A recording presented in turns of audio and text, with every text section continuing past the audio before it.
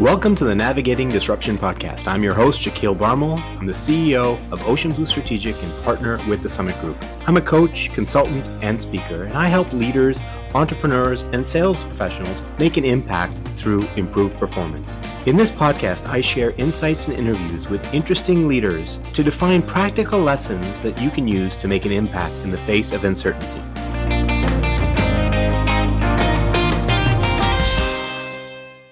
We are proud to be brought to you by the Summit Group.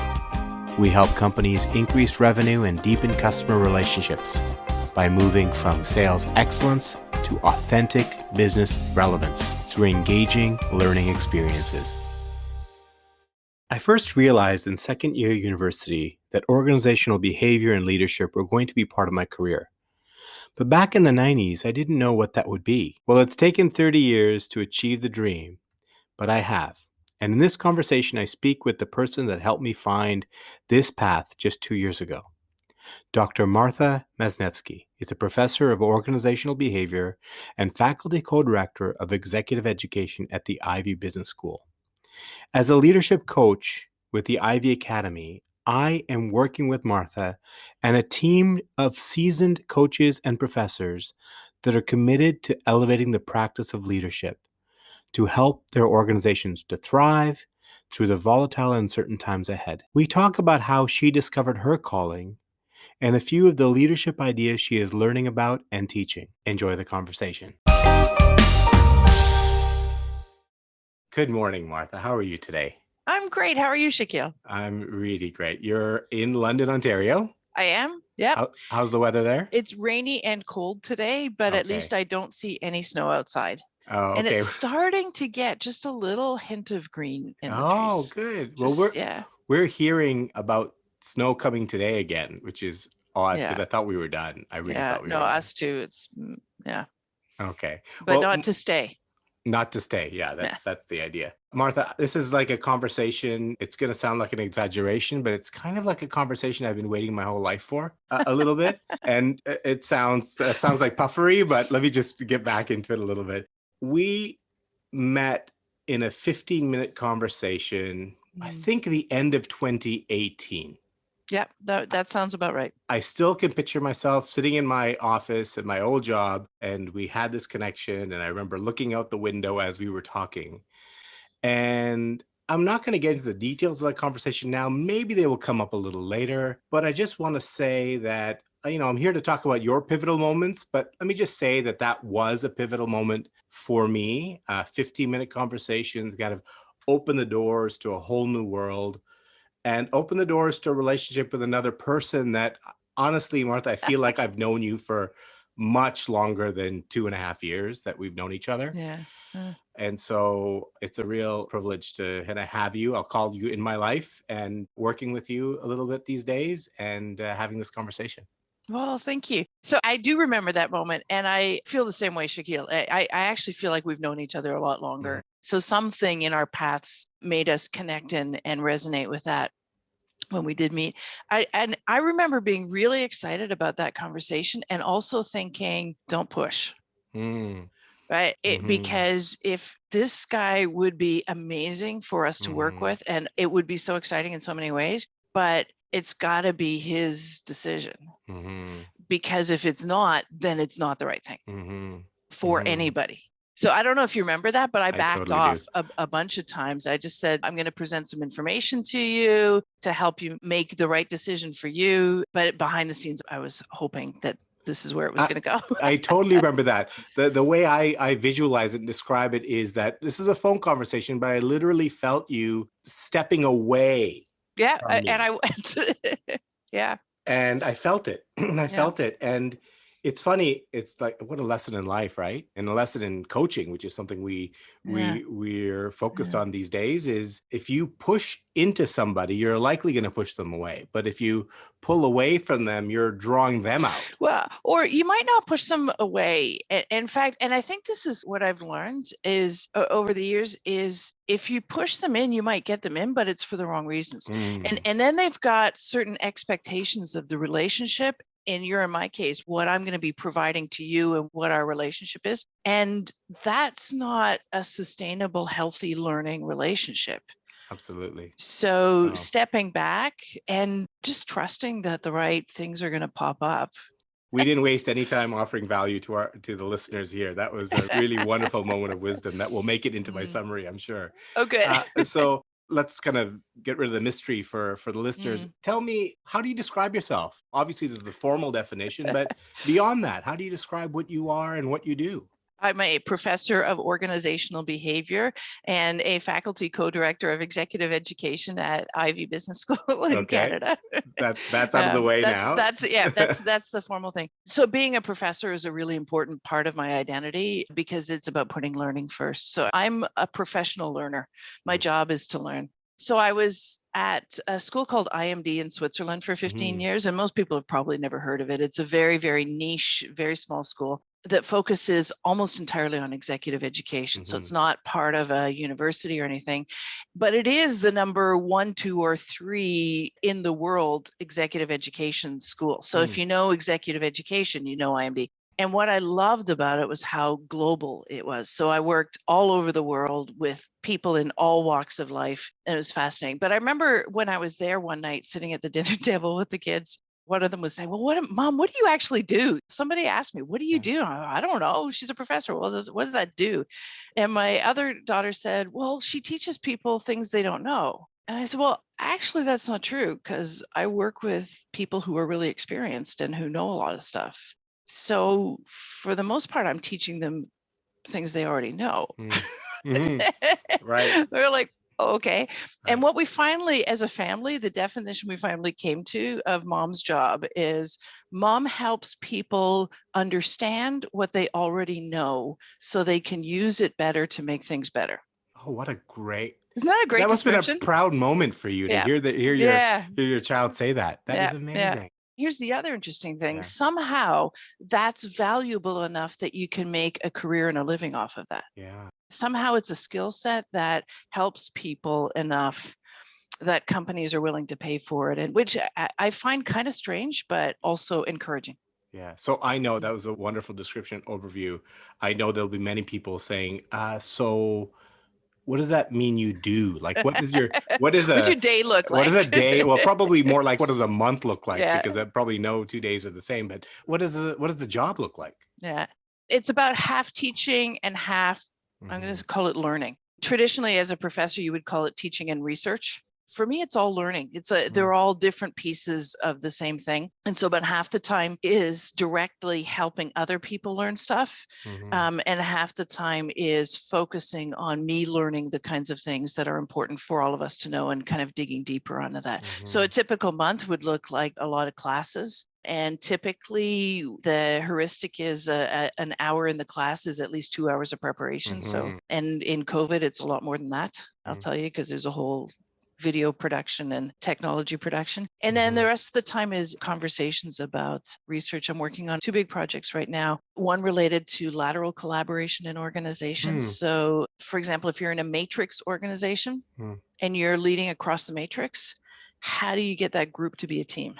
Yeah. Okay. When you're not their boss Yeah. and they've all So got other powerful. bosses, right? So how do you get them to want to be a team with each other and collaborate? Yeah. And then the other big project is looking at the relationship between diversity and performance in teams. Hmm. Oh, all such Yeah. timely, important topics. I mean, they're timeless topics, but Yeah. also very, very timely and important right Yeah. now as Yeah. organizations are in flux, reporting relationships are in flux, using gig workers and contractors and all sorts of different things. Building that lateral collaboration is really, really powerful. And of course, finding not only is diversity and inclusion, equity, diversity, inclusion, just right thing to do, but you're getting into how does it actually help businesses move forward Yeah. and Yeah. improve. And Amazing. individuals. Yeah. Okay. Yeah. Oh, Yeah. so it's such interesting stuff. Yeah. So No, it's great. is it too simplistic to say you learn in a very specific area and explore and integrate that knowledge in order to help other people Yes. grow, develop, basically? Yes. Yes. Yeah. Amazing. Yeah. And I can't remember if you've talked about motivation factor on the podcast before, but my very, very first motivation factor workshop working with Hella, I developed the purpose statement that I realized I'd been living most of my life. Hmm. And, I look at it every year and has it changed? And it hasn't, right? It's so the purpose statement, the one that gets me going every morning, is to connect people through learning experiences to make ourselves and the world better. Oh, I love it. Clean, simple, powerful. Yeah. Amazing. Yeah. And I think I have talked about motivation factor Okay. in the Yeah. past. I can't remember in what episode, but if any of my listeners want to learn more, you know where to find me. Reach out. We'll have a conversation about motivation factor. It's pretty cool. So, Martha, how does somebody discover and find this professional path? Like, It's not an obvious one, is it? well, I'm going to ask that question in a specific way because you know about my keen interest in the linkage between our early life and what we do now. So if there's anything in your early experience, adolescence, childhood, early career that was the prompt for you doing this with your life, is there a story you? Yeah. And I think it's more a gradual Mm-hmm. set of things rather than any one thing.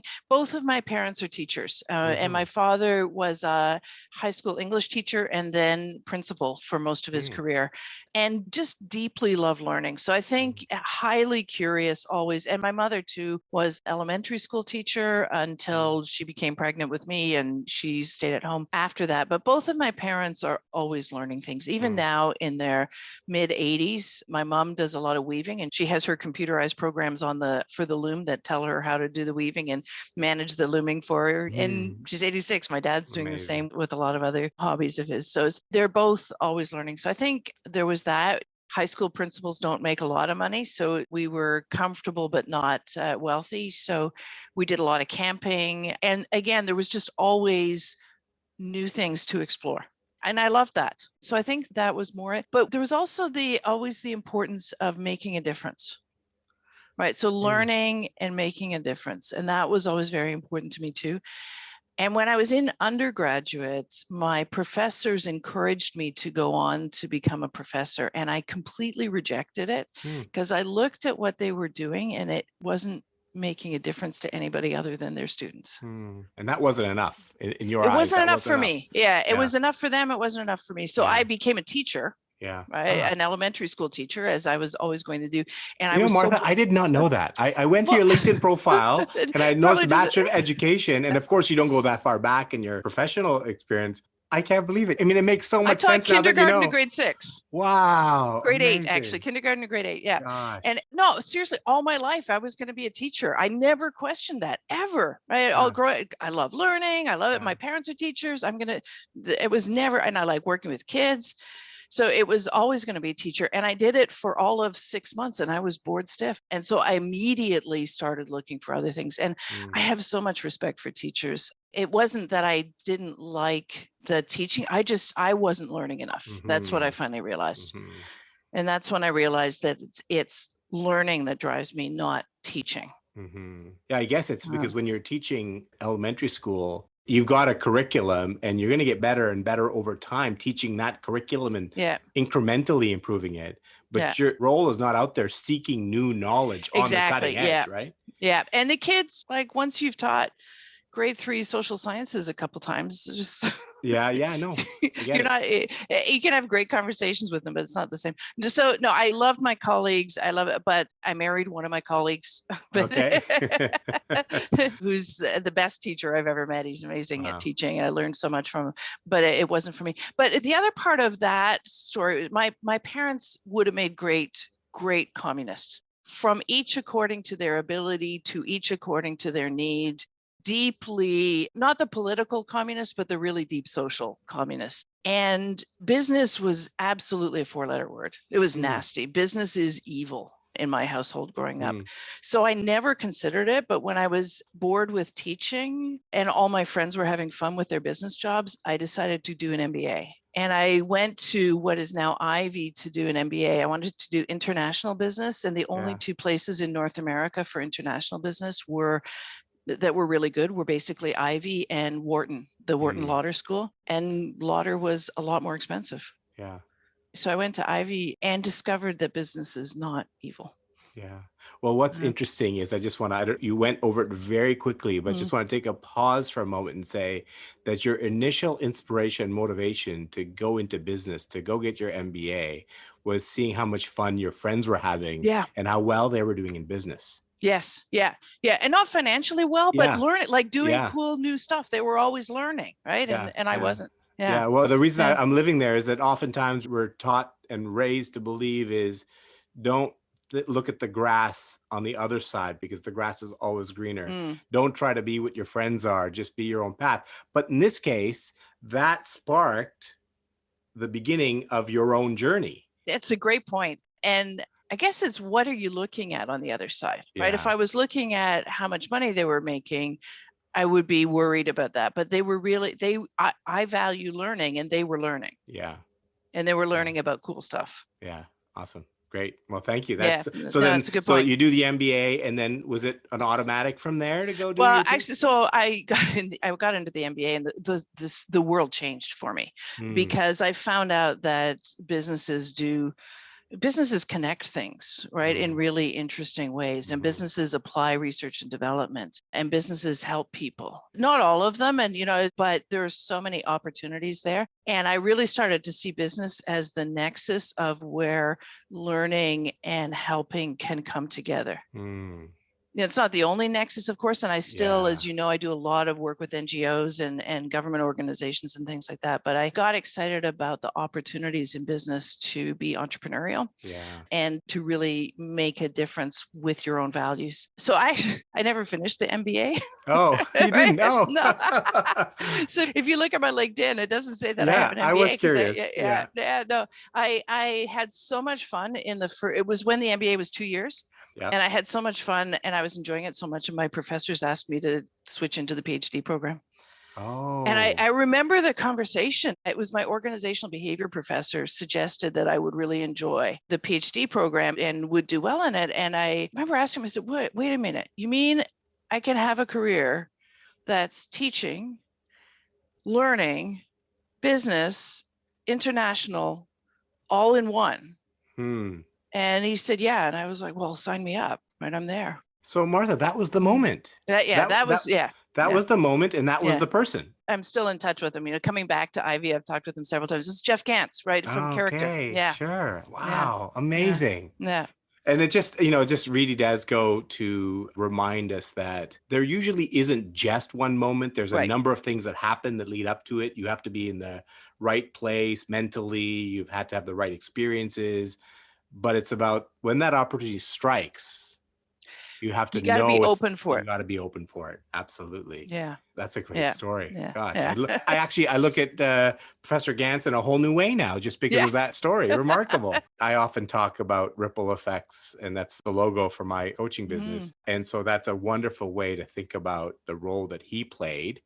That was a moment that created ripple, and then you went on to help other people, yeah. including a 15-minute conversation with me, Yeah. which has now led to me working with other people. And it's a Yeah. really great way of thinking about the world Yeah. and business. You just described business as the ability to create those ripples, I think. Those ripples. Yeah. Yeah.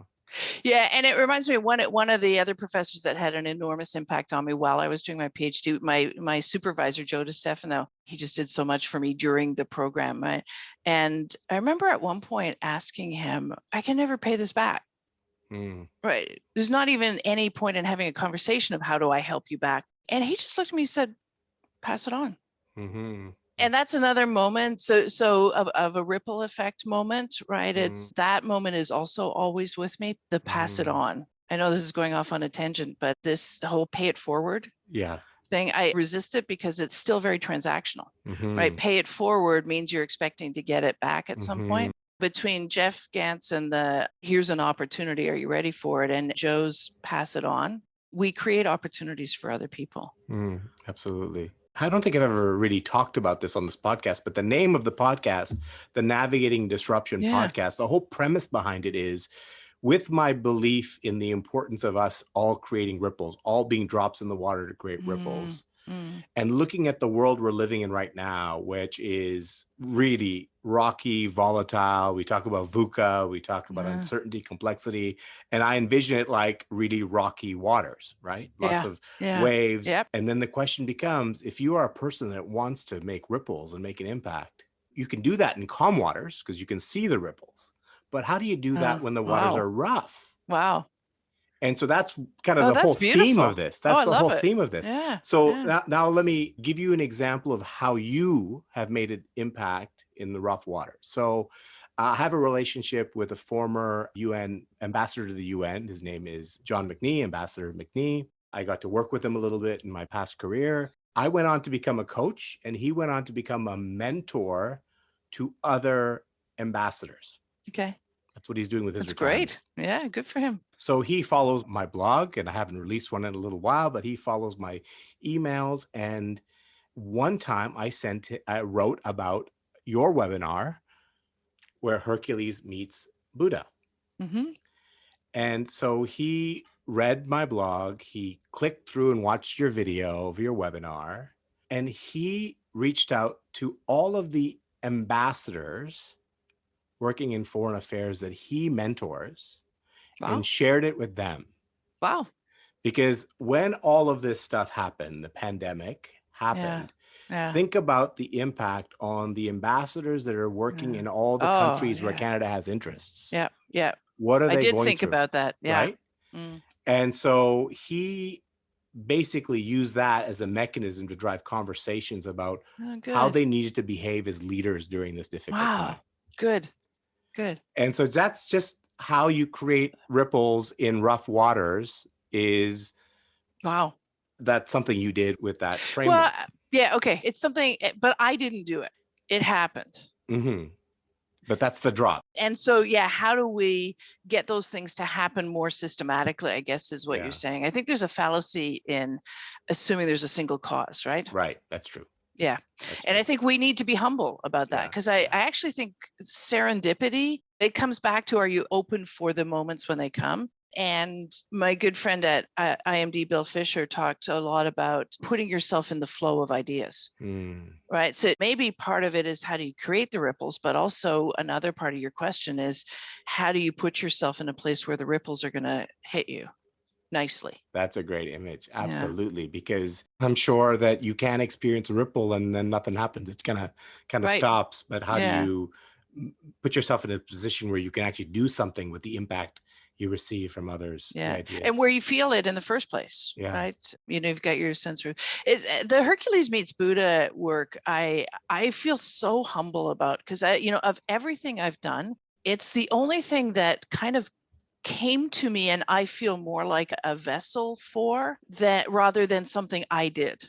Mm, So I get just pure joy mm. when I hear that it has helped people Mm-hmm. and it's passed around. And it's not a joy that comes from I originated this. It's I'm the messenger. So it's been really, really fun to Well, let's pass that talk on. about that. If you were to listen to all my episodes and were to do a word cloud with the words in all my episodes, Hercules and Buddha would probably be really big in the center of this word cloud because I talk about Good. it all the time. Wow, it's amazing, huh? And sometimes Yeah, it's that's too great. fast for me to mention your name. Sometimes I do, sometimes I'm not able to. It's okay. But it has been really impactful for me. Good. You've put words to a set of beliefs I've held for a long time about leadership, and it's given Yeah, me a good. language to talk about it and Good. share it with others. So Yeah. I thank you. But it's very interesting to hear how you describe how you kind of went down that path a little bit. Can we go a little deeper? Because I'm very interested, you being a professor, being a learner, a Mm. professional, a teacher. I've studied Jim Collins and other people, and I'm so fascinated by the idea is how do you take something you've learned and turn it into something that's teachable?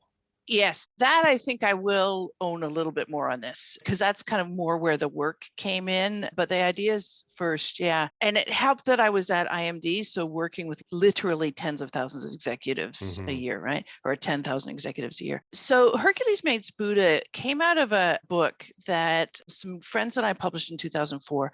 And we were, do you have a minute for me to go back into that history? Is that Yes, okay? yes, Okay. All right. absolutely. Because it's actually a fun story. Yeah. So I by mistake, inadvertently, but fortunately, started a network of research colleagues back in 1999. I invited a bunch of people together to my house who should have known each other but didn't. And it turned into a research network that is still thriving with about 200 people. And it's done some really, really amazing work over the years. And one of the first things we did was write a book together. We were approached by a publisher in 1999 and asked to write a book about leading people through globalization. Okay, now, and so we agreed. And we also agreed that unlike most academics, we were going to write this book as a cohesive project, dealing with the complexity the same way leaders would have to deal with it. The way most academics write books is there's separate chapters, and then you staple the chapters together and you write an introduction and conclusion, and that's the book. And we decided we were going to try and have one voice through it, one set of themes through it, because that's what leaders had to do. And of course, that takes forever. And we're academics, so we really took forever. And as we were doing this, 9/11 happened, Enron happened. Well, not in that order. So dot-com bubble, Enron, 9/11. And after 9/11, and I don't know how old you were then, but I'm sure you remember. I was well into my consulting career. In Okay, 9/11. all right. Yeah. Thank you, though. Thank you, though. So I just finished my MBA actually 2 years prior to that. Right. Yeah, I knew that. Right. Of course. Yeah. So you remember then that the world at that time stopped and said, maybe there's not going to be globalization after all. Right. We're going to have regionalization. We're not going to have globalization, and huge uncertainty in the world. Right. And I think a lot of people forget now. What, like, do you remember we couldn't fly? We didn't, I didn't fly home for Christmas. I was actually on a consulting project in downtown Chicago in the Chicago Mercantile Exchange, and everything locked down. Like we couldn't get back home. We were stuck. We had to rent a car and drive overnight to get back home. And then we were stuck at home and couldn't travel, which when you're in consulting and they tell you can't travel for a little while, it's like on one hand, oh, you can't do great work. But on the other hand, well, it'd be nice to stay home for a little bit. So, and there wasn't Zoom the same way. So you couldn't, no. And even a few months later, we had just moved to Switzerland. We moved in June, and that of course happened in September. So, our first Christmas, we didn't, because that Christmas, is it going to happen again? Right. So I think people now forget that even though COVID's been going on for longer than the impact of 9/11, there were some parallels. Absolutely. So for this book, we thought we're going to look pretty silly if we write a book on how to lead people in globalization and it doesn't happen. So we went out and each of us interviewed a bunch of leaders about what does globalization mean to you? And we got lots of answers. But at the time in international business, globalization was defined by things like where are your suppliers? Where are your customers? How many international brands do you have? Things like that. And where do you get your financing from? And when we interviewed people, we got quite a different set of answers. So we got a lot of different answers, but there was one answer we got in common from everybody. We interviewed like 150 people all over the world. And the answer we got in common from everybody was globalization means I'm exhausted. Okay. Like the first 10 times you hear it, you kind of say, well, come on, tell me something I don't know. We're all exhausted. Give me a break. Right. The next 10 times you hear it, you kind of go, yeah, okay, so tell me something I haven't heard. But when you hear it 30 times, 40 times, 50 times, you start to say, what's going on? So now this is what academics should do, right? Is step back and say, what's going on? Okay, let's dig under this. And what we started to do was define globalization as complexity. And what we started to see was whether or not we go to regionalization or whatever, leaders are dealing with much more complexity in their minds right now than ever before. And dealing with complexity, they're trying to manage complexity by leading harder. Yeah, I remember that. I do absolutely remember that. Right? Yeah, for sure. So there's so much complexity, you try and control it. Yeah. And what we were, and I remember the conversations in Boston, and it was Harry Lane and Mark Mendenhall and me, and we were sitting in a room while everybody else was working on their different chapters, and we were looking at the relationships between all the chapters and trying to figure it out with everybody. And leaders are working too hard. Because it's impossible. It's pushing that rock up the hill, and it's like they're being Hercules all the time. And and they gotta be some Buddha too. Yeah. And that was it. It was they need Hercules and Buddha. And how do you bring the two together? So that Yeah. was, So that it was actually, I mean, obviously the research and the discussion, all that was taking some time and a lot of work, but just the idea of Hercules and then Buddha popping into your brain as the opposite just happened in a moment. Is yeah. that? Yeah, it was one conversation, but it was a conversation that had a lot of pre-conversations. And it was really, and what I love about it too, it was triggered by this question of globalization means I'm exhausted. Hmm. And Interesting. us really paying attention to what is that saying about the patterns that of what leaders are facing right now. Yeah. Wow. And so they're Yeah. exhausted because they're being Hercules. Yeah. The kind of the response to that, or let's call it the soothing aspect of that, needs to be, well, you need to spend some time being Buddha as well. Yeah. Yeah. As well, because you do need the Hercules, and that led to as the well, whole. right? Yeah. Yeah. Yeah. Wow. And then the three of us really started to pull to take that further. Okay, what does that actually mean? What does it mean to be Hercules about a few things? What does it mean to, and then, yeah, we just started. But here's the other funny thing about that story. So I started talking with managers about it at that point. Complexity, Hercules, Buddha, and they all said, blah, blah, blah, you academics, this is completely irrelevant. This is a nice thing for a glass of wine over dinner, but tell me something practical. So we actually put it to bed for years. It became something interesting that we talked about among ourselves, but no managers ever wanted to talk about Hercules, Buddha, and complexity. And when did it come back out? Financial crisis. Okay. You know, I remember standing again in the middle of a group of managers in late 2008, early 2009, probably early 2009. And they were struggling with not being able to control. And I just said, just in the middle of this group over dinner or something, I just said, well, that's because you're being too much Hercules. You need to bring in some Buddha. And they were like, what? And suddenly in that environment, the message landed. Wow. So that's when it really evolved. And then I started really working with groups of managers, individual managers. Somebody would say, oh, that's really helping me. That really helps me understand what are these two voices that are talking with me. Tell me more. And then we would engage in conversations around it. And this is where the how do you teach it came out. It was working with some individual leaders who really found it useful and helpful. And then in dialogue with them telling me why it was helpful. Oh, I've had so many good conversations, CEOs, heads of all kinds of different things, different functions, and then Buddhist practitioners and scholars and psychologists, deep psychologists looking at Jungian or cognitive ways. So it's a metaphor that every time I have a conversation with somebody, they tell me more about what it means to them, and that gets pulled into the conversation. This is why I say I'm kind of the messenger of it. I believe that we haven't explicitly, you and I, talked about faith, and it doesn't matter the faith part of it, but there is a belief that we're all here to serve a purpose. Yes. And the inspiration sometimes comes from different places. For some, it's the divine, they feel. But I see that kind of thread running through your experience in your life as well.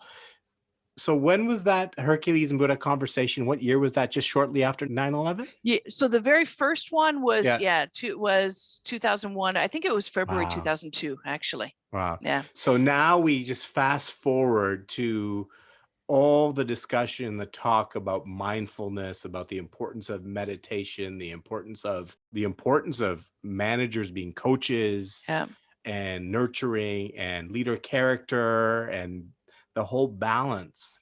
So that really does remind me, and hopefully reminds our listeners, is the importance of research management thinking. Because that is actually, that's the kind of bank deposits that we make to prepare us for difficult times. Because you couldn't have just invented it in the moment of the financial crisis. There was years of work and thinking that went into it. And then it hit the moment and it helped people. And again, you probably dusted it off again during the pandemic. I did, actually. And I have strongly resisted doing it on video. To be out there publicly. And I've strongly I've tried writing it many times, and every time I write it, it comes out linear. And that just doesn't work because it's a conversation. The value of it is how it helps leaders figure out their own mind. Absolutely. And me writing it down and telling them is not the value. Hmm. I keep saying I'm going to write it as a graphic novel, find an artist to do it as a graphic novel with me, which I think would work really well. I think But that would be, I yeah. haven't done that yet. But no, it was COVID that made me find a way to agree to do it on video. Hmm. And if you watch the video, I did it in a conversation with Mark.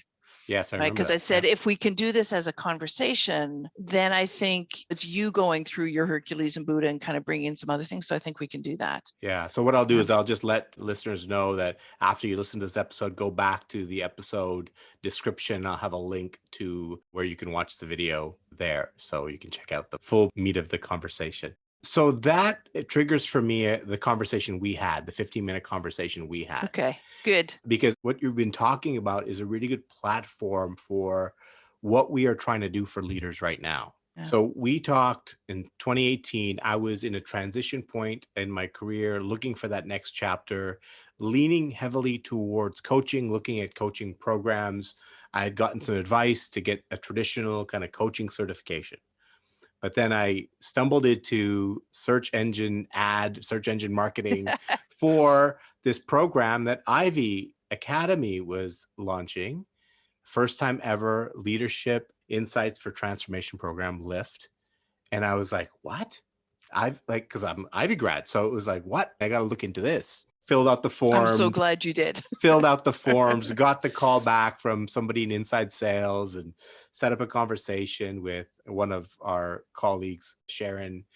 And that led me down a path. And then you called me next. Yes. Because I was stuck in this Okay. decision point. If I'm going to be a coach, should I get the traditional fundamental kind of certification, or should I do this thing, which is so much more interesting? And so then we had this conversation. So in this conversation, you articulated to me what was the vision and what were you trying to do? Would you share a little bit of what the impetus was and what the vision is for the Ivy Academy coaching community? I'm so excited about it. Thank you. The impetus, the vision is, so in my experience, if coaches are great learning professionals. So you've dug through this, that I'm addicted to learning, right? We got to help people learn and help people make ourselves and the world better through learning. Yeah. Coaches are really good at helping individuals learn about themselves. Executive education business schools are really good at helping leaders learn about what they should be doing and some things about themselves too, at kind of a more generic level or an overall level. My experience at IMD in Switzerland is that when you bring those two together and you do them in parallel, it doesn't just multiply. It's like log scale. It goes, the learning is so turbocharged and it's so exciting. And to get there, you can't just take coaches plus executive education professors. You need coaches who work differently from how they would normally work in their businesses. And you need professors and executive education who work differently from the way they would normally do it. But it's so worth bringing those two together. When we did this at IMD, we took more than 10 years to build the capabilities and the capacity. IMD and INSEAD, I would say, are the two schools that do this really well. And it took over 10 years to build that capacity. And I really saw a need in Canada for the outcome of this. The world needs more Canadian business. The world needs more Canadian leaders. Canada needs us not to be working harder, right? Not to be more Hercules, but to be solving our problems with the resources that we have by using them in ways that are more empowering. So if we can bring all these things together and build that capability faster, then we can make a difference faster. So building the cohort deliberately rather than just incidentally was a really important piece of that. Yeah. So you were actually, did I recapture some of I that? think you did. I think you did. And where you got me in that moment when you described this to me, and I was so excited about it. And I said, well, I really want to do this. I'm very excited about it, but I feel like I probably still should go get the basic certification first, because although I've been coaching in industry for a long time, I probably should do this. And then I don't know what it was. You did pull probably back. Talked about the Yeah. You did pull back, and you said, you know what? I can see why you'd say that. And that was my Buddha. That was your Buddha. That was probably a path you should explore. And then I said something, I can't remember what led to it, but then you slowly described the vision again, what you were trying to do. And that's when you had me. because you Okay. hit my why. Yeah. You found a Yeah. way to connect to my why. You didn't do it intentionally. I don't think Yeah. you did anyway, but Uh, I discovered, like you said, you yeah. pulled Yeah. back, I discovered my why. Yeah. Yeah. Because when you started articulating what the vision was, I was then feeling like, that's what I want to do. Yeah. I'm not just going to be a coach to practice coaching. I want to be a coach to strengthen leadership in the most impactful way possible so that communities, societies, businesses, people thrive and we see the world change. And that was that moment when you brought me in. And then the first moment in class when you started talking again about this, you had me and Well, I'm in. no, I'm so glad. And this is what I truly believe. Mm-hmm. And it's so exciting, right? To watch people, and you've seen it already now, Mm-hmm. right? In a few instances, when you bring together this, there's something about being in a learning environment that helps people open up, but then also connecting it with the real world, with their business, that with the coaching, right? Bringing all Mm-hmm. of that together. And so you can create safe spaces to help push people a little bit further and finding their capabilities. And then I think probably the other thing that I really believe strongly that linked well with you is the importance of the coaches being a community. Yeah. So us being, and not just the coaches, but the learning professionals being a community of learners together. Yeah. And as a community of learners, we can't all be the same. Right. We need something to learn from each Yeah. other. And I was always really struck. So I ran the MBA program at IMD for 5 years, and I loved our admissions policy, the way we articulated it. And I didn't invent it, so I can love it Yeah. and brag about it, right? Our admissions policy was we do not admit the 90 best individuals. We admit the one best class. Ah, wow. Okay. Isn't that great? Yeah, that is and great. and you know, we kind of had a threshold of everybody needs to meet this threshold in terms of Yeah. skills and scores on GMATs and Yeah. all of that kind Yeah. of stuff and experience levels. But beyond that threshold, you got into the class if you had something to contribute that nobody else in the class was contributing, and B, you demonstrated to us that you had the ability to help to tell that to others and to learn from others. Hmm. That experience has really affected how I thought about the coaching cohort. Well, that's, as you're saying that, I'm looking at, we were just on a Zoom call with all the coaches Yeah. the other day, and Yesterday, yeah. I can see the screen right now with all the Right. different faces there. Yeah. And it makes so much sense now that you Yeah. curated, cultivated, Yeah. nurtured that particular group of people. Yeah. And Yeah, I did. Yeah. it's amazing. I mean, And it's I an would say amazing. that was kind of the most controversial, just like that was where I got the most pushback Yeah. from a lot, including from some of the coaches. That Yeah. person doesn't have this kind of experience. Right. And I Right. would say, yeah, that's what I like about them. Yeah. Yeah. But they've got the same spirit and the same values. And together, we are stronger with that person here. For sure. It's so interesting because one of the parts of the program, of course, was we went into the woods in BC between Squamish and Whistler.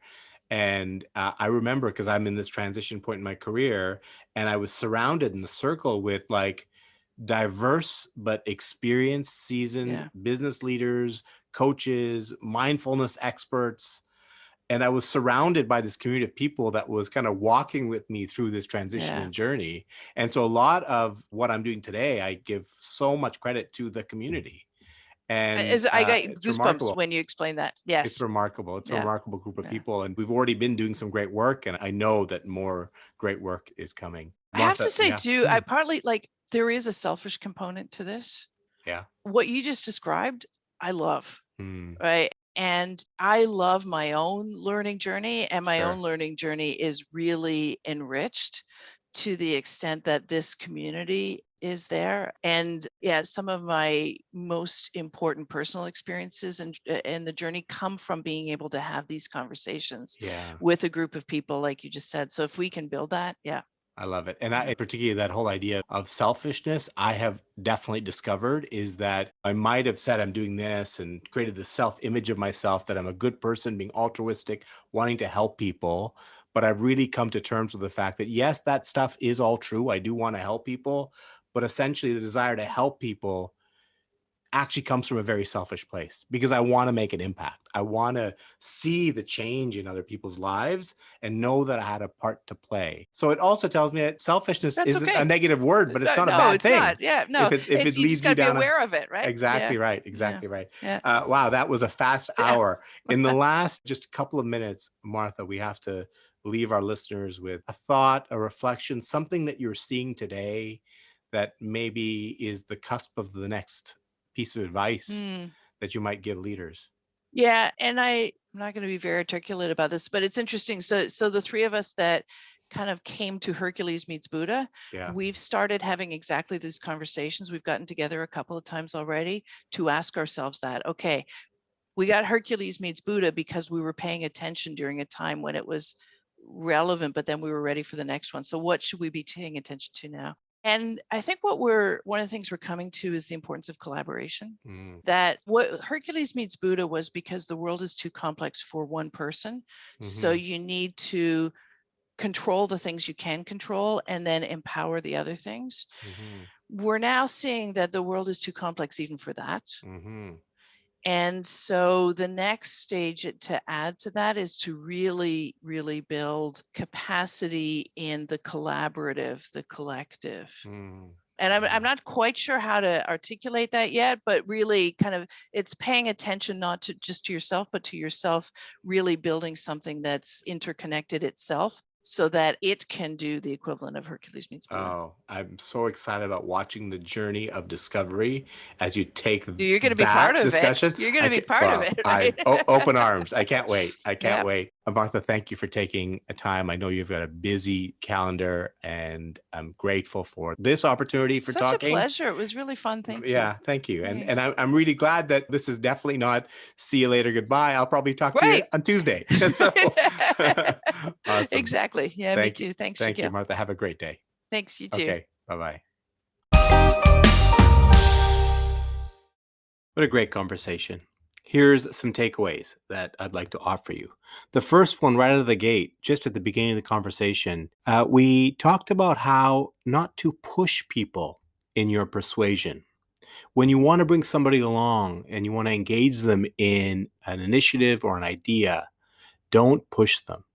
Because if you do, you are, on one hand, likely to push them away. And if you don't push them away and you're actually able to get them in, it's quite possible you're going to bring them in for the wrong reasons.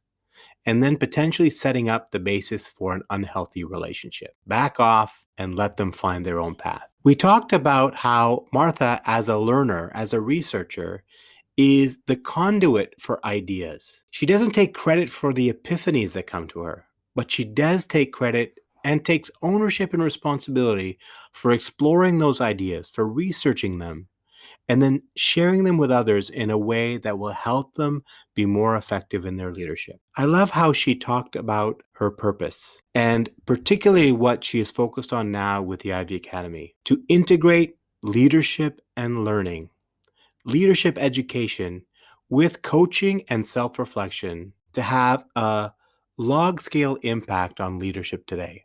It's something she's witnessed happen in Europe, and she has embarked on making that happen here in Canada. And it's a pleasure to be on that journey with her. The last thing I will leave you with is a question that she offered for you to think about for yourself. What can you do with all the ideas and people around you to put yourself in the path of the ripple, in the path of impact by others, so you can take that impact and then make a further difference in the world around you?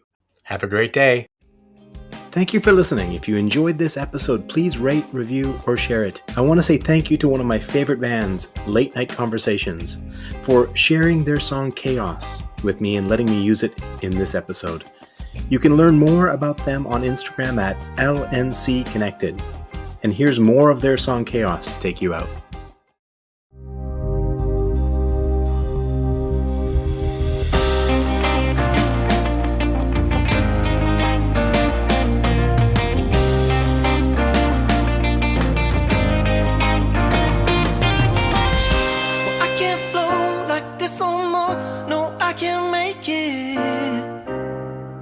Far behind my eyes,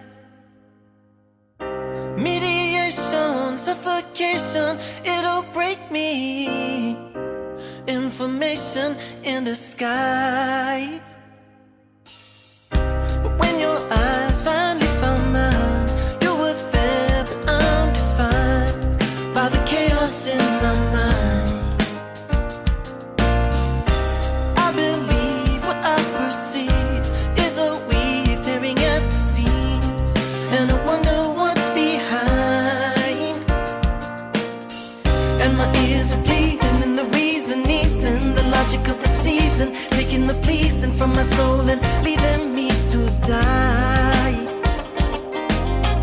And I feel the lacing, LNC like racing on stationary animation, taking